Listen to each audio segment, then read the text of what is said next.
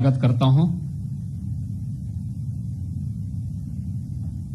हम सब जानते हैं कि केंद्र में भारतीय जनता पार्टी नेतृत्व की मोदी सरकार का दूसरे कार्यकाल का प्रथम वर्ष का कार्यकाल कल संपन्न हुआ है। 6 वर्ष के अपने इस कार्यकाल के दौरान देश की आन बान शान की रक्षा के साथ ही इस देश के अंदर राजनीति की धुरी को बदलने का कार्य आदरणीय प्रधानमंत्री नरेंद्र मोदी जी के नेतृत्व में भारतीय जनता पार्टी नेतृत्व की सरकार ने किया है। जो केवल पहले नारों तक मुद्दे सीमित हुआ करते थे, उन्हें हकीकत में बदलने का कार्य मोदी जी ने किया।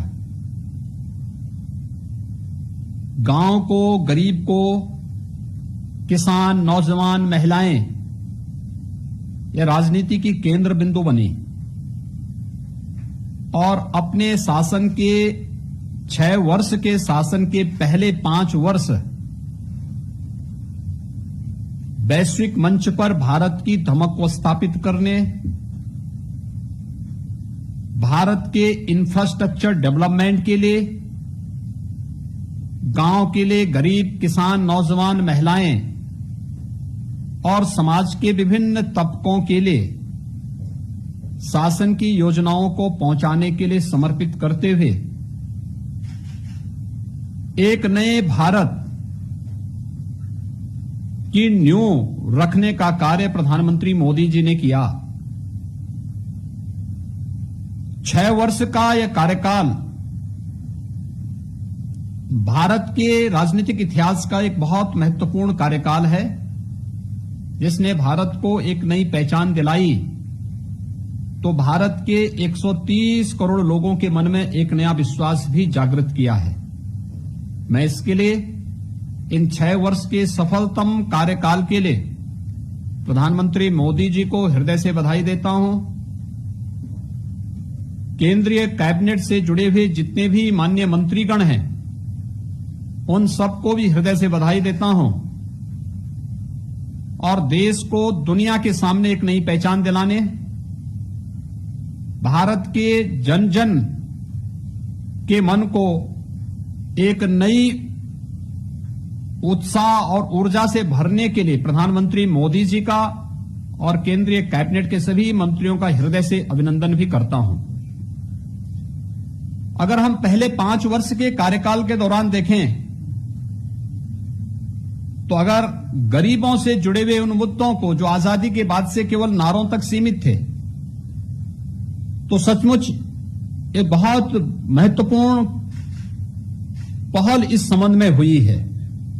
और इसमें खासतौर पर अगर आप शुरुआत करेंगे कि आज जब भारत कोरोना जैसी वैश्विक महामारी से जूझ रहा है और पूरी दुनिया इससे त्रस्त है, उन स्थितियों में हम स्वयं समझ सकते हैं कि आज हम लोग सफलतापूर्वक राहत कार्यों को इसलिए संपन्न करने में हमें मदद मिल रही है क्योंकि इसकी शुरुआत 2014 में ही प्रधानमंत्री जी ने जनधन अकाउंट हर गरीब का खाता खोल करके कर दी थी। डीबीटी के माध्यम से धनराशि का हस्तांतरण हो, इस कार्य की शुरुआत आज से 6 वर्ष पहले जो प्रधानमंत्री जी ने की, आज उसका परिणाम 80 करोड़ लोगों तक प्रधानमंत्री पैकेज का लाभ मिल रहा है। और ये शुरुआत जनधन अकाउंट के माध्यम से हुई थी, जिसमें 36 करोड़ से अधिक लोगों के बैंक अकाउंट खोले गए।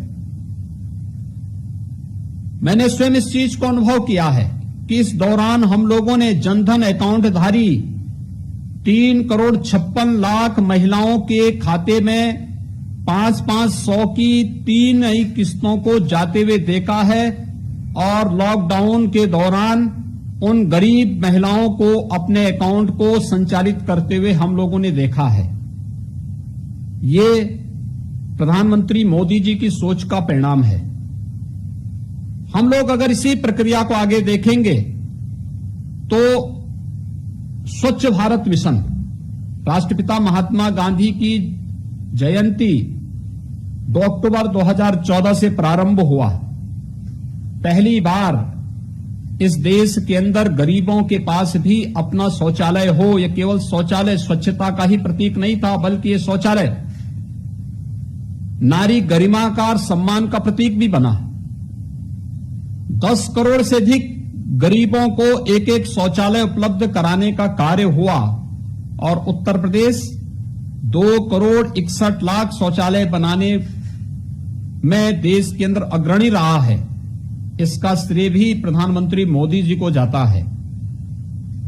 शौचालय निर्माण से हमारे यहां बहुत सारी ऐसी विषाणु जनित बीमारियां थी, इंसेफ्लाइटिस, डेंगू और अन्य बीमारियों को भी हमें नियंत्रित करने में सफलता प्राप्त हुई। यानी नारी गरिमा का भी सम्मान हुआ, उसकी भी रक्षा हुई, लेकिन साथ साथ बीमारियों को भी नियंत्रित करने में इसके माध्यम से हमें सफलता प्राप्त हुई। और इंसेफ्लाइटिस के ही अगर मैं आंकड़े दूं तो 56 से 60% बीमारी पे नियंत्रण करने और 90% तक मौत के आंकड़ों को रोकने में हमें सफलता प्राप्त हुई है स्वच्छ भारत मिशन के कारण, जो शौचालय गांव-गांव में बने हैं। प्रधानमंत्री आवास योजना, कोरोना संकट में हम सब जान रहे हैं सर्वाधिक माइग्रेंट लेबर उत्तर प्रदेश में आई है और सर्वाधिक माइग्रेंट लेबर लगभग 30 लाख से अधिक अब तक प्रवासी कामगार और श्रमिक उत्तर प्रदेश के अंदर आया है। ये प्रवासी कामगार और श्रमिक उत्तर प्रदेश में आया था। सभी लोग इस बात को मानते थे कि इनके कारण अव्यवस्था फैल सकती है, लेकिन मेरा मानना था कि हमारी ताकत है और आज उसका परिणाम है कि हर गरीब को आवास देने का जो लक्ष्य रखा था पूरे देश के अंदर 2 करोड़ गरीबों को प्रधानमंत्री आवास योजना में आवास उपलब्ध करवाना और उत्तर प्रदेश के अंदर भी 30 लाख गरीबों को प्रधानमंत्री आवास योजना में एक एक आवास उपलब्ध हुए। यह एक बड़ा कार्य प्रदेश के अंदर प्रधानमंत्री आवास योजना के माध्यम से हुआ। उज्ज्वला योजना में 8 करोड़ से अधिक परिवारों को रसोई गैस के निःशुल्क कनेक्शन उपलब्ध कराए गए और उसमें उत्तर प्रदेश के अंदर 1 करोड़ 47 लाख परिवारों को इसका लाभ प्राप्त हुआ। यानी ये योजना अपने आप में वे थी जिन गरीबों को कभी जिन सपने में भी जिन्होंने नहीं सोचा था कि उनके पास रसोई गैस का कनेक्शन होगा, उनके पास उज्ज्वला योजना का, उनके पास अपना मकान होगा, उनके पास अपना शौचालय होगा, या विद्युत कनेक्शन में भी अगर आप देखेंगे तो 1 करोड़ 24 लाख से अधिक परिवारों को उत्तर प्रदेश के अंदर विद्युत के निःशुल्क कनेक्शन मिले। यानी इसके लिए इतना इंफ्रास्ट्रक्चर डेवलप करना पड़ा।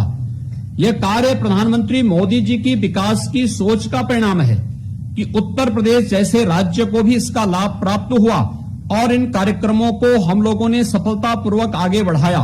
देश के अंदर 50 करोड़ लोगों को स्वास्थ्य बीमा का कवर देना, जिसमें उत्तर प्रदेश के अंदर 6 करोड़ से अधिक लोग इस योजना से सीधे सीधे लाभान्वित हो रहे हैं। जो लोग बचे थे उसे हमने उत्तर प्रदेश के अंदर मुख्यमंत्री जन आरोग्य योजना के माध्यम से कवर करने का कार्य किया।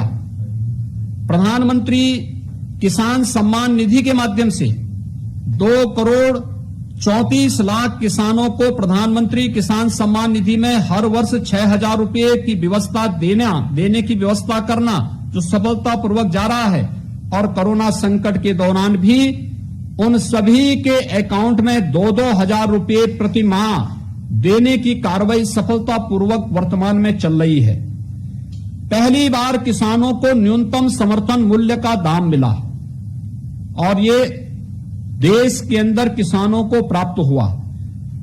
अनेक ऐसी योजनाएं युवाओं के लिए, चाहे वह प्रधानमंत्री मुद्रा की योजना हो, प्रधानमंत्री स्टैंड अप और प्रधानमंत्री स्टार्टअप की योजना हो, चाहे वह मेक इन इंडिया की योजना हो, ये बहुत सारी ऐसी योजनाएं थी जिन्होंने युवाओं को एक नया रास्ता दिखाया।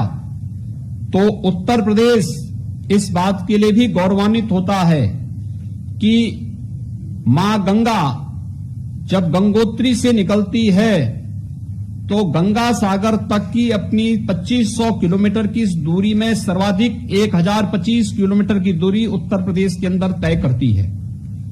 नमामि गंगे परियोजना के माध्यम से अविरल गंगा, निर्मल गंगा के सपने को साकार करने का कार्य भी हुआ। जब हम लोगों ने देखा कि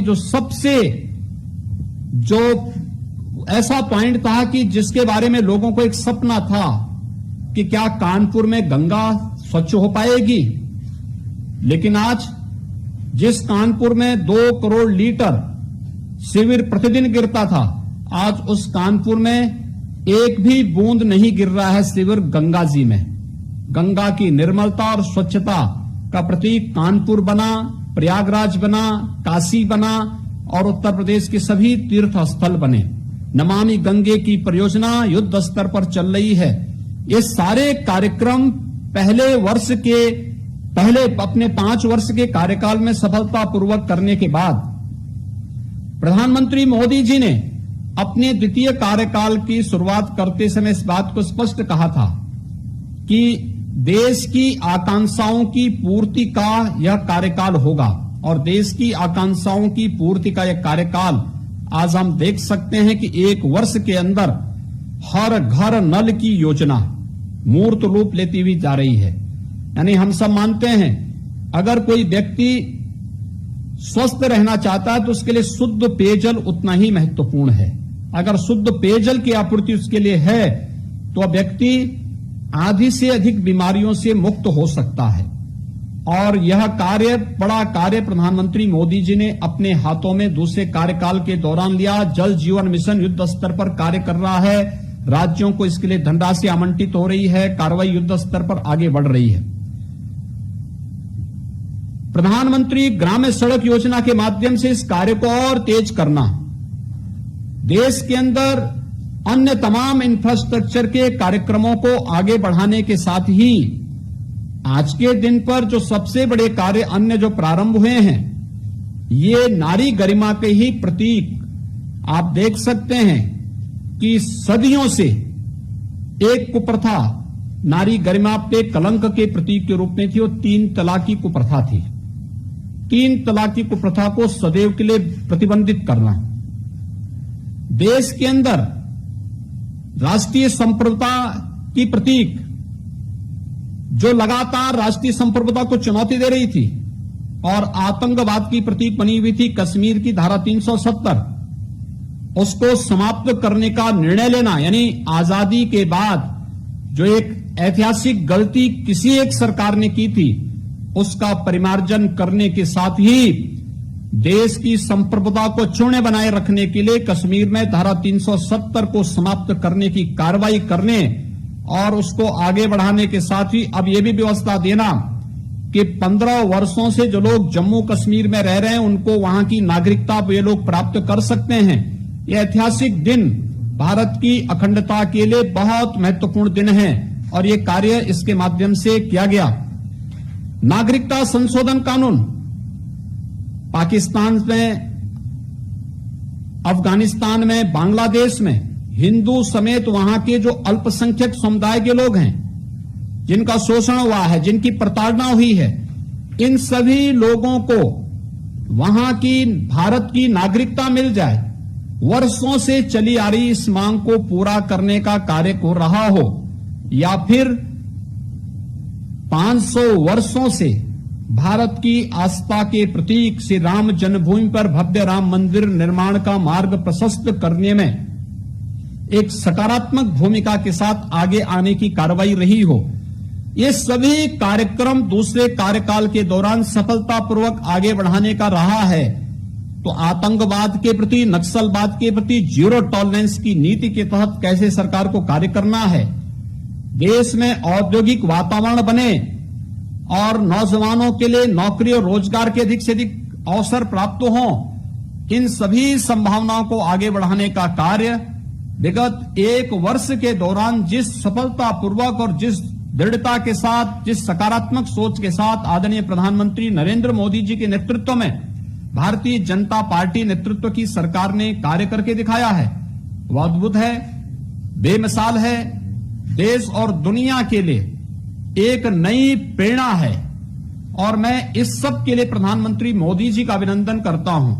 संकट में कैसे देश का नेतृत्व होना चाहिए, ये प्रतीक अगर हमें देखना है तो प्रधानमंत्री मोदी जी के द्वारा समयबद्ध ढंग से, दूरदर्शितापूर्ण तरीके से ले गए निर्णय का परिणाम है कि कोरोना संकट भारत जैसे 135 करोड़ की आबादी के देश में अगर आप संक्रमित लोगों की संख्या और मौत के आंकड़ों की तुलना दुनिया के तमाम विकसित देशों से करेंगे तो भारत अपने को एक सेफ जोन में पाता है। सावधानी आवश्यक है, लॉकडाउन उसके लिए आवश्यक था, और फिर जब लोगों की आदत का हिस्सा और लोग उसे अपने जीवन का हिस्सा बना रहे हैं तो उसी क्रम में छूट भी एक एक करके अलग अलग स्टेजेस में देने की कार्रवाई जिस रूप में हुई, और इस दौरान लोगों के सामने परेशानी आई होंगी, इसके लिए पहले 1,70,00,000 करोड़ रुपए का पैकेज देना, गरीब कल्याण पैकेज के रूप में इसकी घोषणा होना, और फिर 20 लाख करोड़ रुपए के आर्थिक पैकेज के माध्यम से समाज के अलग अलग तबके के लिए, गरीब के लिए, किसान के लिए, नौजवान के लिए, महिलाओं के लिए,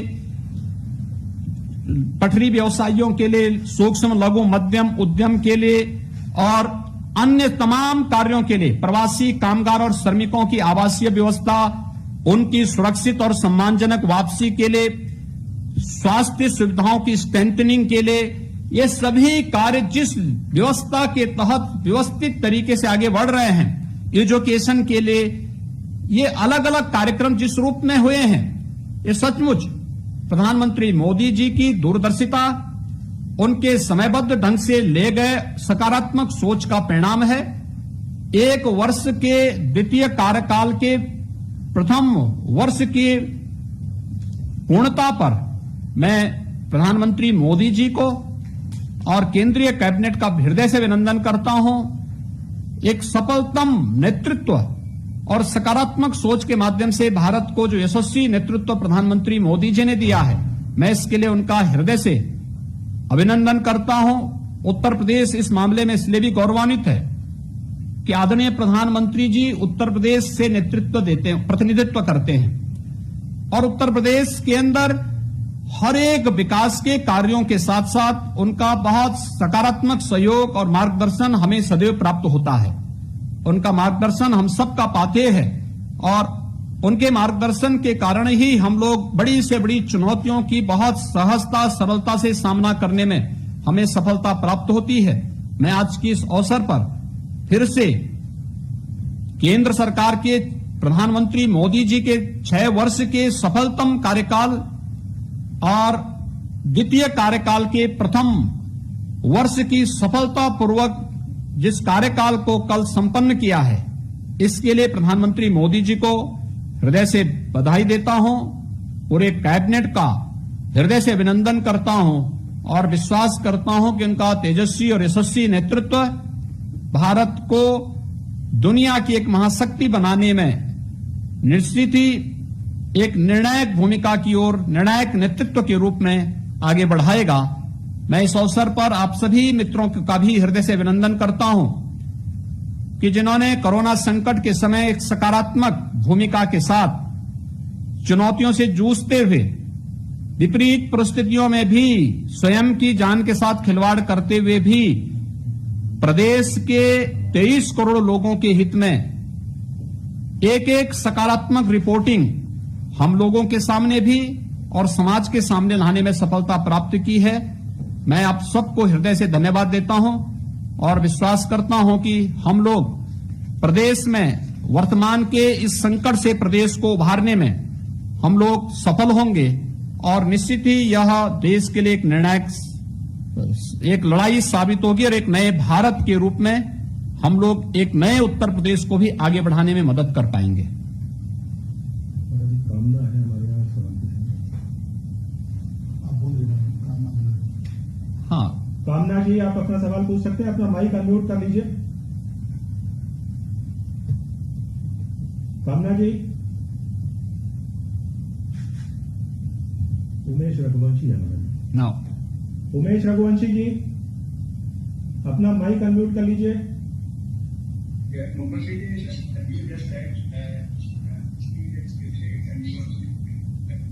आवाज साफ नहीं आ रही। उमेश जी, आपकी आवाज ठीक से नहीं आ रही है, थोड़ा सा माइक्रोफोन पास कर लेंगे।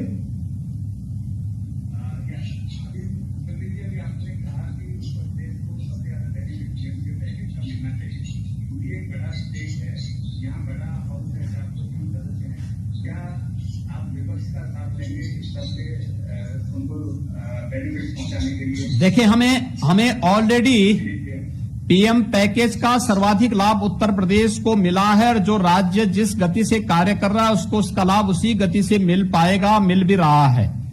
इसमें कोई भेदभाव नहीं है।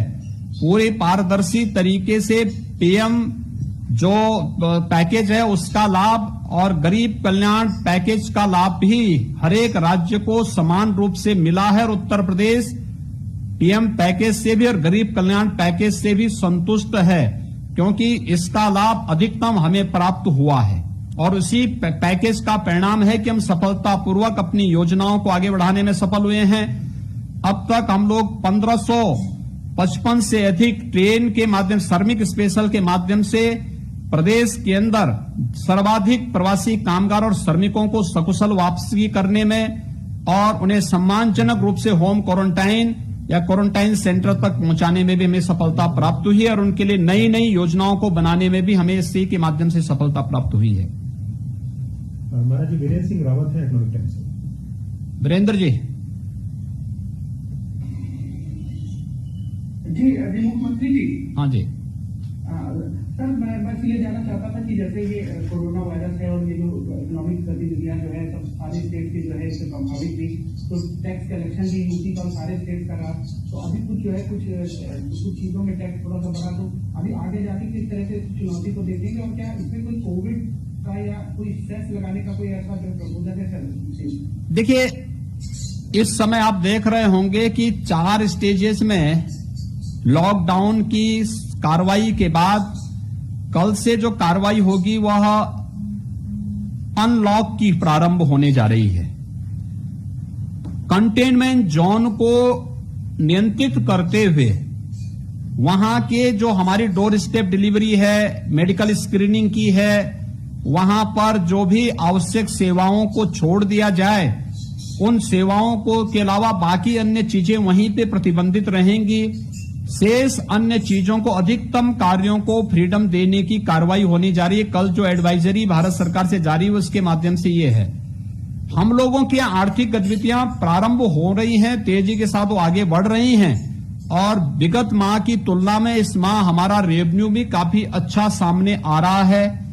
कोई भी अलग से टैक्स लगाने का हमारा प्रावधान नहीं। जनता को अधिक से अधिक रियायत कैसे दी जा सकती है, इस पर हमने फोकस किया है। औद्योगिक और व्यापारिक गतिविधियों को सोशल डिस्टेंसिंग का पालन करते हुए, 2 गज दूरी का पालन करते हुए कैसे आगे बढ़ाया जा सकता है, इसको हम लोग इस समय फोकस कर रहे हैं और इसी के लिए आज 2 बजे के बाद हमारी प्रदेश की गाइडलाइन प्रदेश के अंदर जारी होने जा रही है। शिल्पी से शिल्पी जी, आप अपना सवाल पूछिए।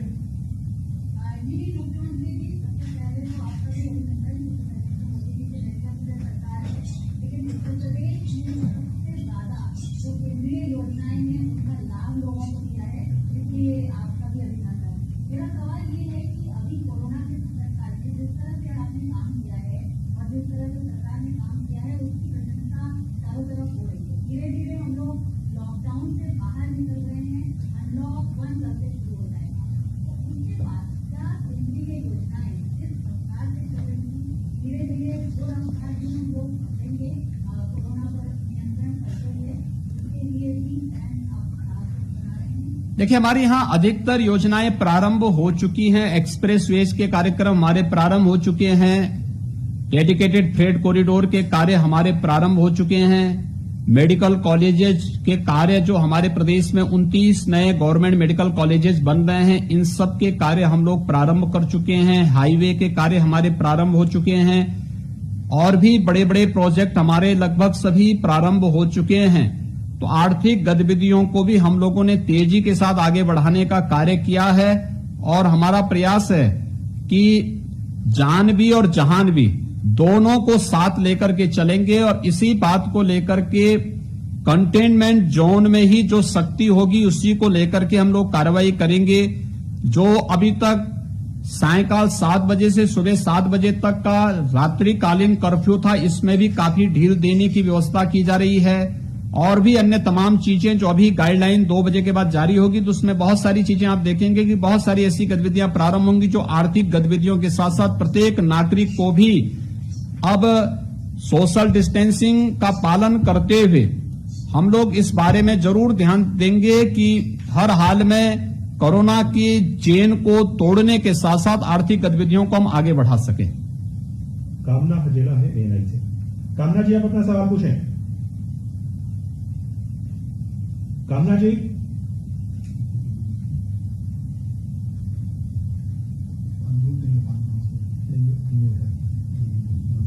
अनामिका है हमारा जी। अनामिका जी, आप अपना सवाल पूछिए। जी नमस्ते सर, मैं अनामिका से टीम से। सर मेरा सवाल ये है कि जिस तरीके से जो वैक्सीन तैयारी केंद्र की तरफ से बहुत सारी और 8 जून से मंदिर मस्जिद सब खुल जाएंगे, तो सर आपको ऐसा लगता है कि अगर चीजें खुलती हैं, बहुत छूट मिलती है, तो लोग घर से बाहर बहुत ज्यादा निकलेंगे और अगर वो निकलते हैं तो उनका सपोर्ट का कार्ड भी बन सकते हैं, तो उसके लिए आगे की क्या तैयारी होगी? कंटेनमेंट जोन कुछ, क्योंकि अभी जब सब कुछ खुलेगा तो लोग भी बाहर निकलेंगे और खरीदारी भी करेंगे, घूमे फिरेंगे भी, अपनी बाकी जरूरतें भी पूरी करेंगे, तो इसको लेकर सरकार की क्या तैयारी है? देखिए, मास गैदरिंग हर हाल में रोकना एक, दूसरा धर्म स्थलों को और उन सार्वजनिक स्थलों को जहां पे भीड़ भाड़ हो सकती है, अभी 8 जून के बाद से ये कार्रवाई आगे बढ़ेगी। अभी पहले चरण में जब हम लोग अनलॉक की पहली कार्रवाई को प्रारंभ करने जा रहे हैं तो पहले सप्ताह में हम फेज वाइज सभी कार्रवाई को आगे ले रहे हैं और कल की जो एडवाइजरी भारत सरकार ने जारी की है उसमें धर्म स्थलों को 8 जून के बाद ही ये व्यवस्था दी गई है। लेकिन कोई भी सामाजिक कार्यक्रम नहीं होंगे बड़े या मास गैदरिंग कहीं भी नहीं होगी। शादी ब्याह के लिए या कहीं पर किसी अंतिम संस्कार के कार्यक्रम के लिए या किसी भी सामाजिक और मांगलिक कार्यक्रम के लिए एक व्यवस्था बनाई गई है, उसका पालन अनिवार्य होगा और उसके तहत ही इस कार्रवाई को आगे बढ़ाएंगे। क्योंकि छूट इस आधार पर दी जा रही है कि अधिक से अधिक लोगों को हम लोग इसके प्रति जागरूक भी कर सकें और जागरूकता इसमें बहुत महत्वपूर्ण होगी, बचाव महत्वपूर्ण होगा और उस बचाव को आगे करते हुए ये कार्यक्रम आगे बढ़ रहे हैं। मेरा विश्वास है कि हर व्यक्ति अब इसके लिए तैयार हो चुका है। पहले स्वयं बचना और दूसरों को इससे बचने के लिए प्रेरित करना, यही मंत्र कोरोना के साथ प्रत्येक नागरिक को जीने की आदत डाल पाएगा। दूसरा, 65 वर्ष से अधिक उम्र के लोगों को, बीमारियों से ग्रसित लोगों को, गर्भवती महिलाओं को, 10 साल से नीचे के बच्चों को या कमजोर लोगों को अभी भी बाहर निकलने से रोकना पड़ेगा, क्योंकि इन लोगों के लिए कोरोना ज्यादा खतरनाक है और इसलिए इन चीजों पर विशेष सावधानी बरतने के लिए जो गाइडलाइन जारी हो रही है, इन्हीं सब बातों को ध्यान में रख करके जारी हो रही है। विजय उपाध्याय जी हैं दैनिक भास्कर से। पहले तो मुख्यमंत्री जी आपको बधाई कि 23 करोड़ की आबादी वाले उत्तर प्रदेश में आपने कोरोना को इस तरह से नियंत्रित किया कि कुल अभी 7,500 लोग ही इससे संक्रमित हुए, उसमें ज्यादातर ठीक भी हो गए हैं। और बड़ी चुनौती तबलीगी जमात ने क्रिएट की, जिन्होंने 3,000 करीब कोरोना संक्रमित दिए उत्तर प्रदेश को। इसके बाद श्रमिक जो आए किन्हीं कारणों से उनमें भी करीब 2,000 कोरोना संक्रमित पाए गए। ऐसा माना जा रहा है कि सितंबर तक स्थितियां पूरी तरह से नियंत्रित हो जाएंगी। तो कुछ योजनाएं जो जब कोरोना काफी हद तक नियंत्रित हो जाए, जैसे टूरिज्म में, धार्मिक टूरिज्म के लिए जो उत्तर प्रदेश के प्रमुख नगर है, मथुरा, अयोध्या, काशी आदि, तो इसमें चूंकि जो हमारा राज्य का टूरिज्म है उसको बढ़ावा देने के लिए कोई कार्य योजना अभी से तैयार कर रहे हैं ताकि लोगों का जो जीवन है वो वापस पटरी पर लौटे और साथ में जो रोजगार यहाँ लाखों की संख्या में लोगों को धार्मिक पर्यटन को मिलता है उनको भी लाभ मिले। देखिए, टूरिज्म हमारा एक बहुत बड़ा माध्यम है प्रदेश की रोजगार और अर्थव्यवस्था को एक नई ऊंचाइयों तक पहुंचाने के लिए। और आप सब जानते हैं कि प्रयागराज कुंभ के माध्यम से तो हम लोगों ने इसको एक नई ऊंचाइयों तक पहुंचाया था। कोरोना संकट के दौरान इसको थोड़ा इस पे रोक लगी है, लेकिन ये गतिविधियां फिर से धीरे धीरे करके आगे बढ़ेंगी।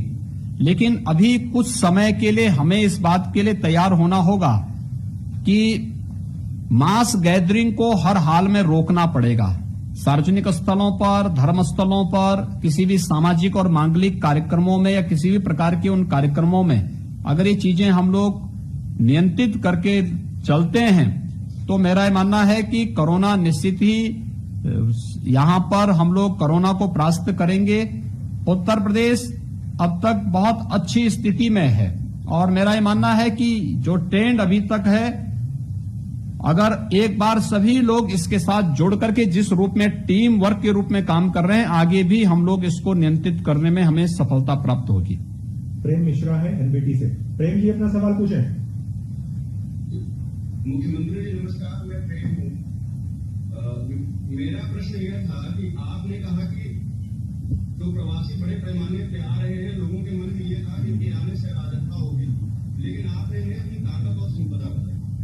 उनके रोजगार के लिए व्यापक स्तर पर सरकार की ओर से प्रयास किए जा रहे हैं, लेकिन उनके पुनर्वास की क्या कार्ययोजना होगी? और दूसरा, उत्तर प्रदेश में पहले से ही श्रम शक्ति मौजूद है, तो उन दोनों के बीच में समायोजन करते हुए क्या व्यापक कार्ययोजना होगी? देखिए, बहुत बड़ी देखिए, आज भी हमारे पास हम लोगों ने हर एक उद्योग की मैपिंग प्रारंभ की है और बड़ी संख्या में हमें मैन पावर की आवश्यकता उद्योगों में है। दूसरा, जो पैकेज पीएम पैकेज एमएसएमई के लिए घोषित हुआ है, इसकी तैयारी हमारी पहले से एमएसएमई सेक्टर में चल रही थी। व्यापक संभावनाएं इसमें भी हमारे पास रोजगार की हैं और देश का सबसे बड़ा एमएसएमई सेक्टर उत्तर प्रदेश के पास हमारे पास यहां मौजूद है। तो पीएम पैकेज का लाभ देने की व्यवस्था इसके माध्यम से, मैंने आपको जो पहले बताया कि प्रधानमंत्री आवास योजना 30 लाख से अधिक हमारे यहां पहले से ही बनकर के तैयार है।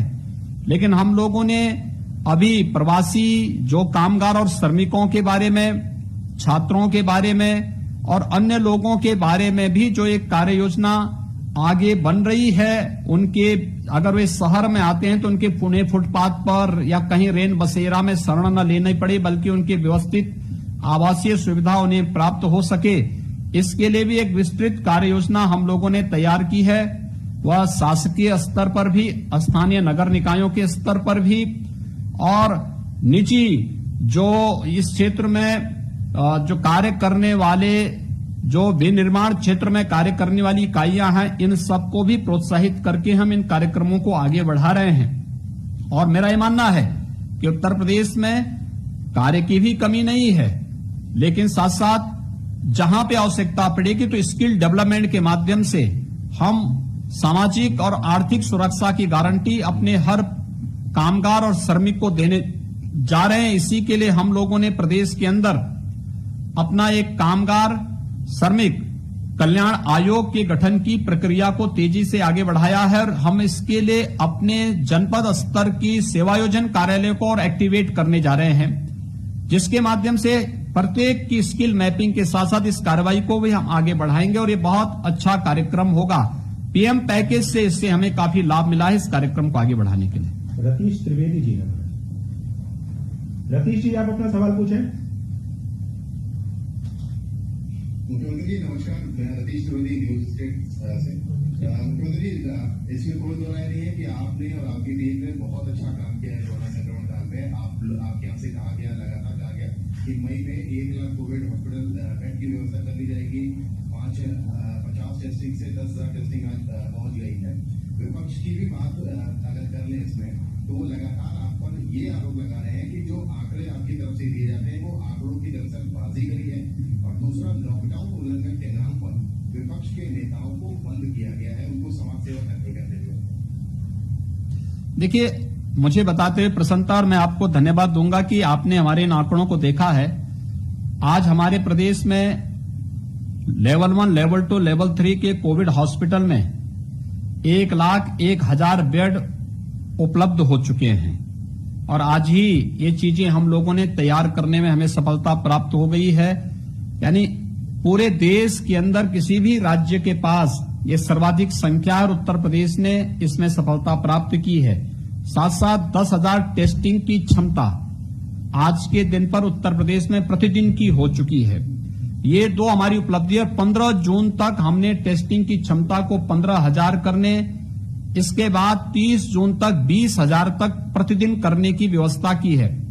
अब तक हमारे पास आज की डेट पर हम लोग 2,72,000 टेस्ट संपन्न कर चुके हैं। आप अनुमान कर लीजिए कि जहां पे हमारे पास जब कोविड का पहला केस उत्तर प्रदेश में आया था तब हमारे पास 50 टेस्ट प्रतिदिन की क्षमता थी। आज हम 10,000 टेस्ट प्रतिदिन कर रहे हैं और ये आंकड़े की बाजीगरी नहीं, जो कार्य हो रहा है और जो सेवाएं मिल रही हैं ये जनता उसको महसूस कर रही है। भगवान करे कि किसी विपक्ष के नेता को कोविड हॉस्पिटल न जाना पड़े, अन्यथा आंखों से वे इस चीजों को देखते और सही सेवा करते तो इस प्रकार का प्रश्न और इस प्रकार की टिप्पणी इस समय नहीं करते। हम लोग आगे भी इस कार्रवाई को आगे बढ़ाएंगे। हम लोगों ने शुरू से इस बारे में कहा था ये संकट किसी व्यक्ति, किसी जाति, किसी मत, मजहब या पार्टी का नहीं है। ये वैश्विक संकट है और वैश्विक संकट का सामना सबको मिलकर करना चाहिए और सभी लोग मिलकर के अगर इसका सामना करते अच्छा होता। लेकिन आपने देखा होगा नकारात्मक राजनीति इस हद तक, जो लोग ट्विटर पर बहुत बड़ी टिप्पणियां करते हैं, एक फूटी कौड़ी यानी एक पैकेट भी भोजन का उन्होंने किसी गरीब को इस दौरान नहीं दिया है।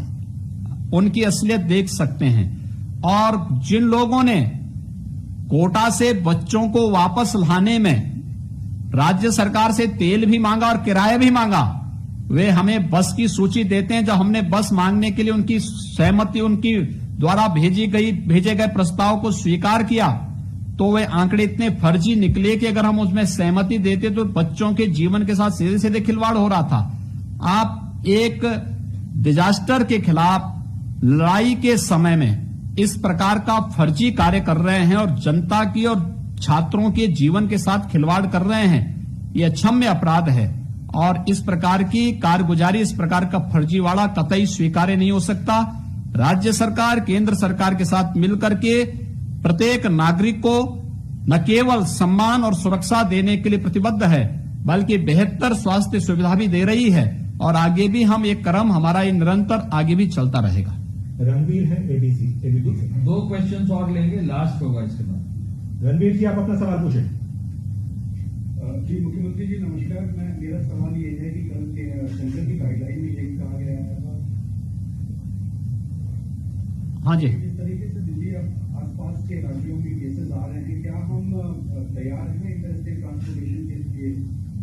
देखिए बहुत महत्वपूर्ण प्रश्न आपका है और हम लोगों को भारत सरकार की गाइडलाइन को हम यहाँ पे पालन कर रहे हैं।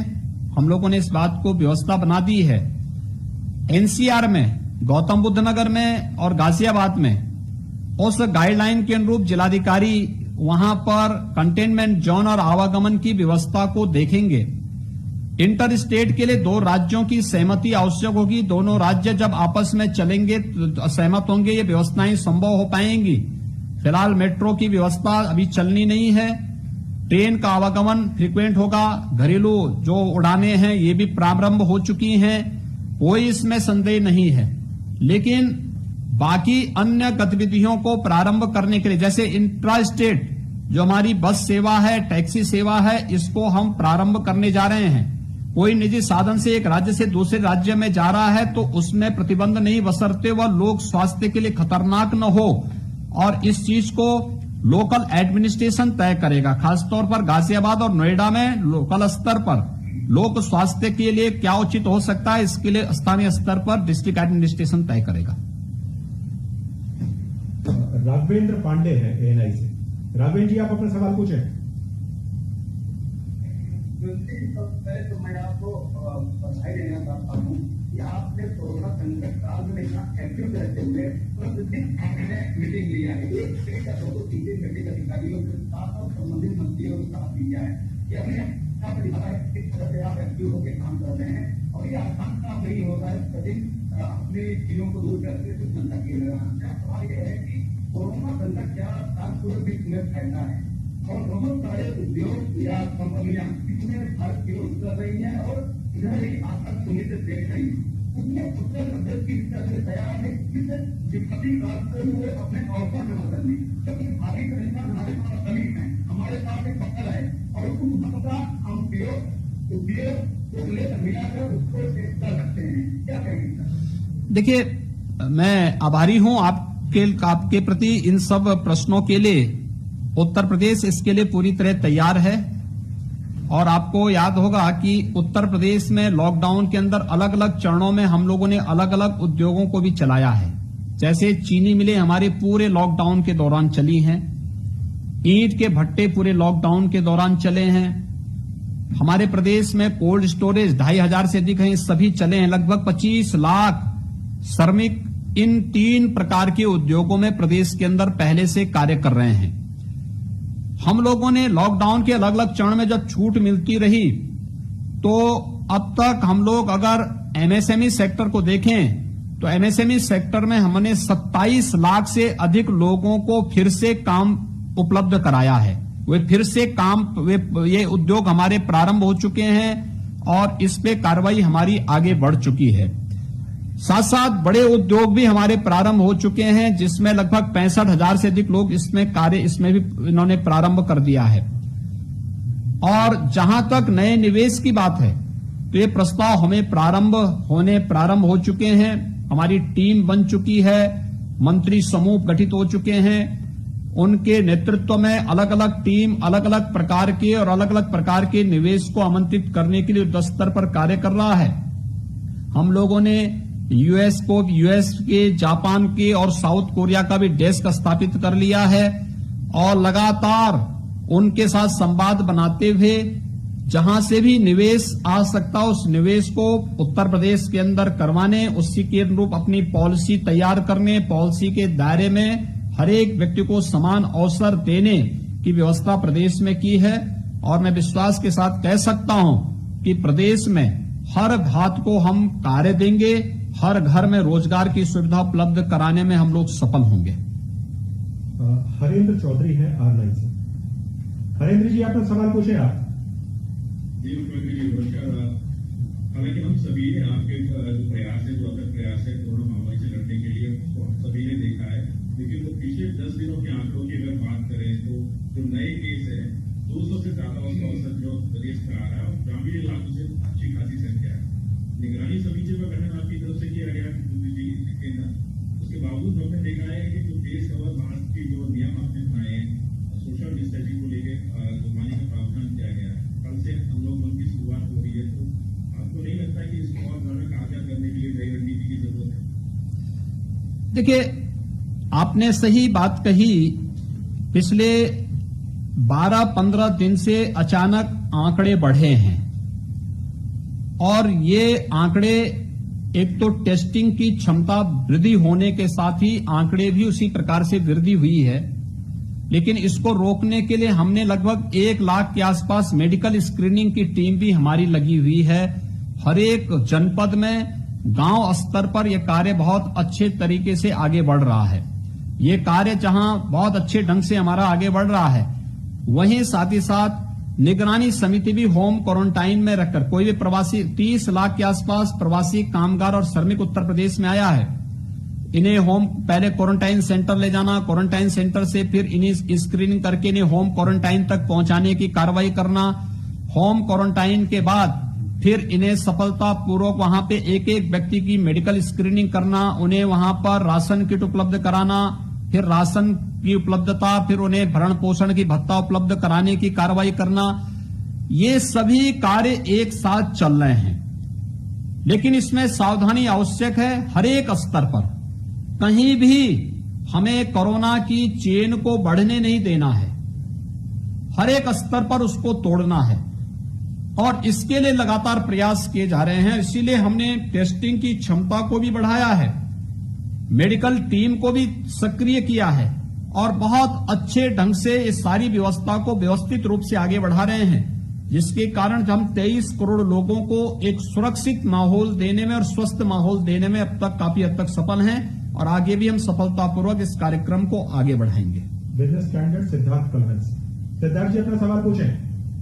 जी, मैं जानना चाहता था कि क्या एमएसएमई सेक्टर को, जिनको आपने जो वर्तमान में कर्मचारी हैं उनको अभी वेतन देने में कुछ आपका संकट आ रहा है, क्या सरकार उनकी भी मदद करेगी, उनके सामने कोई आर्थिक संकट ना आए? क्योंकि उत्तर प्रदेश में सबसे ज्यादा नौकरियां एमएसएमई सेक्टर ही देता है और सरकार की योजना में भी है कि हर एमएसएमई सेक्टर कम से कम अगर एक लोगों को भी रोजगार दे देगा तो 70 लाख के करीब रोजगार उत्तर प्रदेश में पैदा होगा। जी हाँ, बहुत आपका जो है व्यावहारिक प्रश्न है और मुझे बताते हुए प्रसन्नता है कि हमने लॉकडाउन और बंदी के दौरान भी प्रदेश के अंदर हम लोगों ने 94% उद्यम में मानदेय और वेतन दिलवाने का व्यवस्था किया कामगार और श्रमिकों को। 1700 करोड़ रुपए इस दृष्टि से उद्योगों ने उपलब्ध करवाए हैं कामगार और श्रमिकों को लॉकडाउन के दौरान भी। ये उनका नैतिक दायित्व भी था और उनकी सदा संहिता भी थी। हम लोगों ने अपील भी की थी और वे लोग लगातार इस कार्यक्रम को वहां पर संपन्न किए हैं और ये कार्य वहां पर संपन्न हुआ है। जहां पर लोगों के पास व्यवस्था नहीं थी, कोई दिक्कत थी, हम लोगों ने वहां पे खाद्यान्न या फिर फूड पैकेट उपलब्ध कराने में योगदान किया। तो ये सारे लगातार चल रहे हैं और अब तो सभी एमएसएमई सेक्टर से जुड़े हुए हों, बड़े उद्योग हों, ये सभी अब चालू हो चुके हैं, प्रारंभ हो चुके हैं। इसलिए अब कोई बहुत समस्या नहीं आने वाली है। हम लोग प्रयास कर रहे हैं कि अच्छा पैकेज इन सभी को प्राप्त हो जाए, जिससे ये कार्यक्रम सफलतापूर्वक आगे बढ़ सके और हम लोग जान भी जहान भी दोनों को एक साथ लेकर के चल सकें। कंटेनमेंट जोन बनाने का दायित्व इसीलिए लोकल एडमिनिस्ट्रेशन को हम लोग देने जा रहे हैं और साथ साथ इन चीजों को कहां पे क्या व्यवहारिक हो सकता है उसको व्यवहारिक रूप में आगे बढ़ाने की कार्रवाई भी की जा रही है। एक लास्ट सवाल है अतुल अग्रवाल हिंदी खबर से। अतुल जी अपना सवाल पूछें। महाराज जी, मैं प्रणाम करता हूँ आपको। मैं हिंदी खबर का संपादक हूँ। सबसे पहले आपको बधाई देना चाहता हूँ क्योंकि मन की बात में आज माननीय प्रधानमंत्री जी ने आपके श्रमिक आयोग का जिक्र किया। आप लगातार कोरोना से लड़ने में जी जान से जुटे हुए हैं। 30 लाख प्रवासी मजदूरों को रोजगार देने की दिशा में काम कर रहे हैं। 11.5 लाख श्रमिकों को आपने रोजगार की गारंटी दे दी है, एमओयू साइन कर दिए सर, बहुत अच्छी बात है। लेकिन मेरा जो मूल सवाल है वो ये कि 22 फरवरी 2018 को इंडस्ट्रियल समिट में 4,89,000 करोड़ के एमओयू साइन हुए थे। उसमें कितने एमओयू धरातल पे उतरे, कितने कारखाने, कितने उद्योग धंधे लगे, कितने प्रत्यक्ष और अप्रत्यक्ष रोजगार और नौकरियों का सृजन हुआ था, ये आपके अपने विरोधियों को बताना बहुत जरूरी है क्योंकि लगातार आप पर आक्रमण हो रहे हैं। देखिए हम लोगों ने जब 21-22 फरवरी 2018 को इन्वेस्टर समिट किया था तो इस इन्वेस्टर समिट के साथ ही हम लोगों ने 6 महीने के अंदर पहला ग्राउंड ब्रेकिंग सेरेमनी भी कर दिया था। 65,000 करोड़ रुपए की निवेश योजनाएं धरातल पर उतरी थी। द्वितीय अगले 1 वर्ष के अंदर हम लोगों ने दूसरा ग्राउंड ब्रेकिंग सेरेमनी का आयोजन किया था, जिसमें हमारे पास 62,000 करोड़ रुपए की योजनाओं को हमने वास्तविक धरातल पर उतारा और लगातार अलग अलग समय पे ये कार्यक्रम हमारे आगे बढ़ते रहे। 1.5 लाख करोड़ रुपए से अधिक की योजनाओं को वास्तविक धरातल पर उतारने में मदद मिली हम लोगों को इन सभी योजनाओं के माध्यम से और अभी भी उस पे लगातार कार्य चल रहा है। अन्य जो ग्राउंड ब्रेकिंग में यानी जो लोग हमारे इन्वेस्टर समिट में नहीं आ पाए थे उसके बाद भी हम लोगों ने अलग अलग समय में अलग अलग निवेश किए थे और इन सभी को अगर आप देखेंगे तो पिछले 3 वर्ष में 3 लाख करोड़ रुपए से अधिक का निवेश हम किए हैं और 3 लाख करोड़ रुपए से अधिक का निवेश ये उन स्थितियों में है जब हमारे पास 4,28,000 करोड़ रुपए के प्रस्ताव आए थे। उनमें से 3 लाख करोड़ रुपए से अधिक के निवेश के प्रस्तावों को जमीनी धरातल पर उतार करके और उसमें से बहुत सारी इकाइयों ने तो प्रोडक्शन भी शुरू कर दिया है। तो ये अपने आप में उत्तर प्रदेश के पास पहली बार इस प्रकार की स्थिति पैदा हुई। एक कोई भी उद्योगपति या उद्यमी ये नहीं कह सकता या निवेशक ये नहीं कह सकता कि हमारे साथ भेदभाव हुआ, क्योंकि हमने एक पॉलिसी बनाई थी। आप पॉलिसी के दायरे में आइए, आप उसके तहत आपको हम लोग निवेश मित्र पोर्टल के माध्यम से सिंगल विंडो सिस्टम का लाभ दे रहे हैं। उसके माध्यम से हर एक व्यक्ति लाभान्वित होता गया और उसका परिणाम है कि आज जब चाइना से कोई निवेशक छोड़ता है तो उसके लिए भारत सबसे अच्छा गंतव्य निवेश का दिखाई देता है और उसमें भी उत्तर प्रदेश दिखाई देता है। जैसे कि अभी हाल ही में जर्मन की एक कंपनी ने अपने निवेश के लिए उत्तर प्रदेश का चयन किया है। ऐसे ही अन्य तमाम उद्यम आएंगे। अभी आगे देखते रहिए, कोरोना संकट के साथ साथ नए निवेश के साथ उत्तर प्रदेश पूरी तरह तैयार है और हम लोग यहां पे निवेश भी कराएंगे, रोजगार भी सृजित करेंगे और नए नए रोजगार की संभावनाओं के साथ उत्तर प्रदेश की इस मैन पावर को, उत्तर प्रदेश की इस ताकत का एहसास उत्तर प्रदेश के विकास के माध्यम से, एक नव निर्माण के माध्यम से हम आगे करेंगे। सर, माननीय मुख्यमंत्री जी का हम लोग धन्यवाद ज्ञापित करेंगे।